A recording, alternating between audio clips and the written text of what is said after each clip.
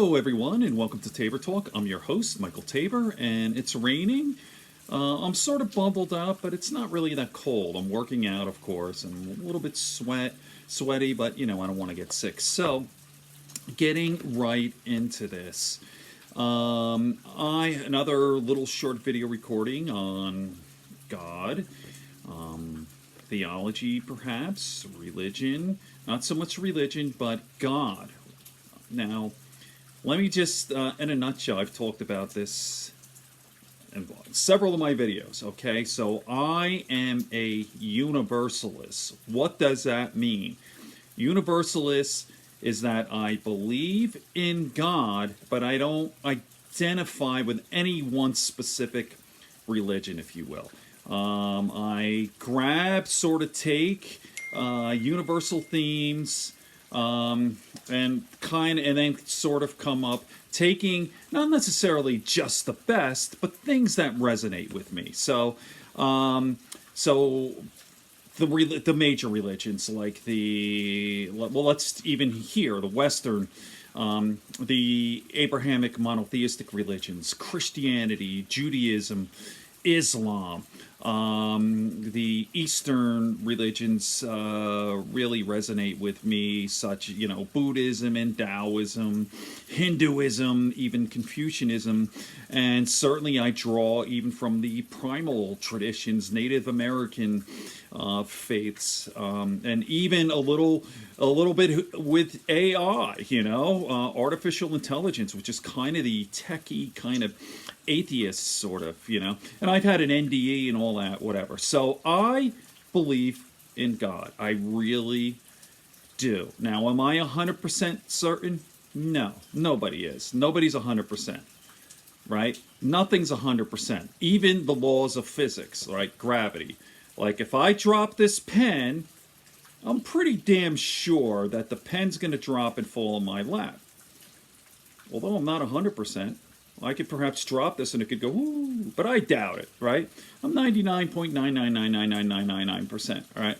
Okay, so nothing is 100%, my point here. Now, I'm not sure if I have the confidence in, that there is a God as I have that this pen will drop to my lap when I drop it and it's not going to go flying, Okay, so anyway, I do believe in God. I was raised a Catholic, went to Catholic school, the whole thing. I went to church. I kind of had my doubts, not to go through this, I'll really make it quick, but went to Catholic school. I had a sort of a crisis in faith in high school when some classmates were tragically, horribly killed, a couple of them in a car accident, and then at a party, and these are just babies, 16, 17 years old.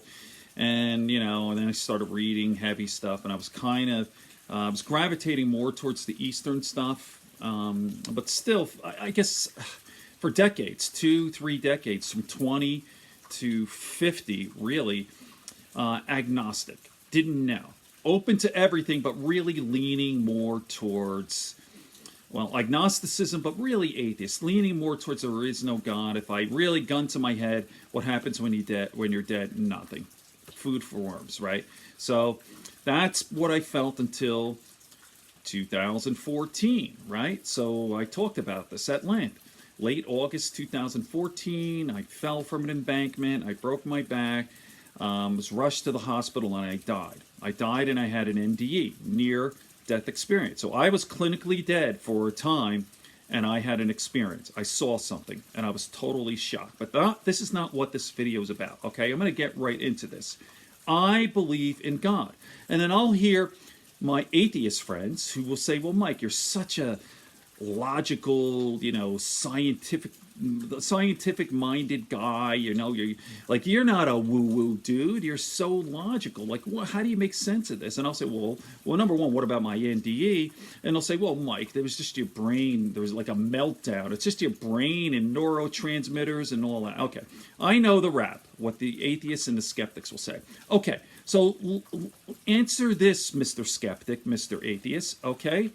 This is, by the way, this is Robert Lanza's book. I'm loving this, Biocentrism. My phone keeps beeping. I don't know who that is. But, okay, so this is the story from the skeptics. the atheist, the conservative mainstream physicist or whatever, okay, goes, everything started about 13.7 billion years ago. You know, there are different estimates. Some people say 14.3, who knows. When the, okay, 13.7 billion years ago, when the entire universe materialized out of nothingness and has been expanding ever since. First rapidly, then slowly. Now 7 billion, so real fast, then slower, and then about 7 billion years ago, it has speeded up, right? So we don't know if it's going to continue forever expanding or it might contract, like the big crunch, as they say. So there you go. So all structures are, this is what they say, this is what the atheist, the non-believer will say, all structures and events are created entirely randomly, given the four fundamental forces, right? The laws of physics, randomness, matter in motion, the four laws of physics, gravity, electromagnetism, and then you have the strong force, weak force within the atom, right? Okay, so, and then there are a host of parameters and constants as well, okay? So then you go, oh, and then, yeah, like 3.9 billion years ago, or maybe 4 billion, or 4.3, someone keeps beeping me, all right, 4.3 billion years ago, same shit. Random collisions of molecules, and there you go. And this consciousness stuff, like I'm reading this here, combinations of one or more of the 92 natural elements, consciousness or awareness, arose out of life in a manner that remains mysterious. Really? So 13.9 billion years ago, like the Big Bang, we came from like the point of my pen, the size of the pen in the whole freaking universe. 100 billion stars in our Milky Way galaxy, 100 billion galaxies, the center of which leads to perhaps another infinite universe, whatever. Okay, so I'm going to get right into this. I'm already 7 minutes in, and I don't like to keep these too long. So, okay, classic science answers to basic questions. This is from Robert Lanza's book, okay? So, okay, Mr. Scientist, Mr. Atheist, Mr. Non-Believer, how did the Big Bang happen? Unknown. What was the Big Bang? Unknown. What, if anything, existed before the Big Bang? Unknown. What is the nature of dark energy, the dominant entity of the cosmos, which is like 95% of the whole universe? Unknown. What is the nature of dark matter, the second most prevalent entity? Unknown. How did life arise? Unknown. How did consciousness arise? Unknown. What is the fate of the universe? For example, will it keep expanding? Unknown, but seemingly yes. Again, I talked about that. It might contract. Why are the constants the way they are? Unknown. Why are there only exactly four forces? Unknown. Why are there exactly, oh, I just said this, why are there exactly four forces? Unknown. Is life further experienced after one body, excuse me, let me try that again. Is life further experienced after one's body dies? Unknown. I mean, the atheist will say, no, you're just dead, but we don't know. Nobody knows. Nobody knows. I'm not saying even the religious people, too. Nobody knows. The Pope doesn't. We don't know what happens to you when you die, okay?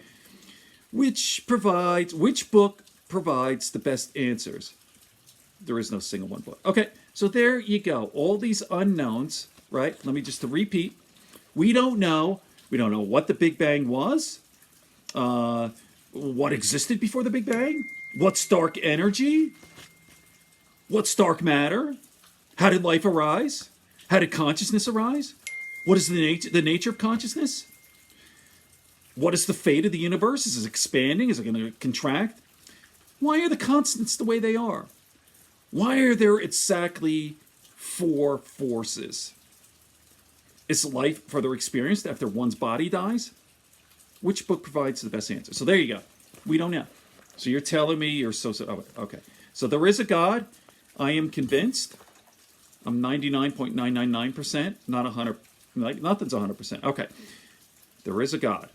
Good friends, good books, and a sleepy conscience, peace, love, and understanding. And I believe that there is something after we die. Next level. Of course, I don't know. Nobody knows. Okay.